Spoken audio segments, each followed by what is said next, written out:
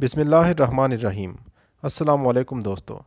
ایک بوڑھے باپ نے اپنے بیٹے کو بلا کر اسے ایک پرانی خستحال گھڑی دی اور کہا، بیٹا یہ گھڑی تمہارے پردادا کی ہے اور 200 سال پرانی ہے۔ یہ گھڑی میں تمہیں دینا چاہتا ہوں، لیکن اس سے پہلے تمہیں میرا کام کرنا ہوگا۔ اسے لے کر گھڑیوں والی دکان پر جاؤ اور پوچھو یہ گھڑی کتنے میں خریدیں گے۔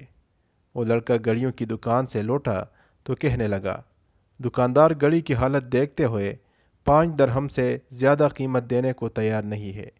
باپ نے کہا، آپ اسے وہاں لے جا کر بیچو جہاں قدیم نوادرات فروخت ہوتے ہیں۔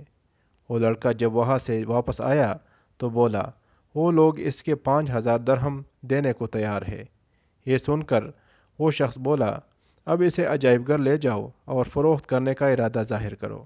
لڑکا عجائب گھر گیا اور واپس آ کر حیرانی کے عالم میں باپ کو بتایا، وہ لوگ اسے 50,000 درہم میں خریدنے کو تیار ہے۔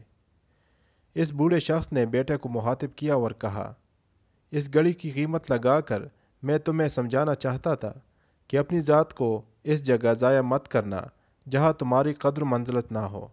تمہاری اہمیت کا اندازہ وہی لگایا جائے گا جنہیں انسان کو پرکھنے کی سمجھ ہوگی۔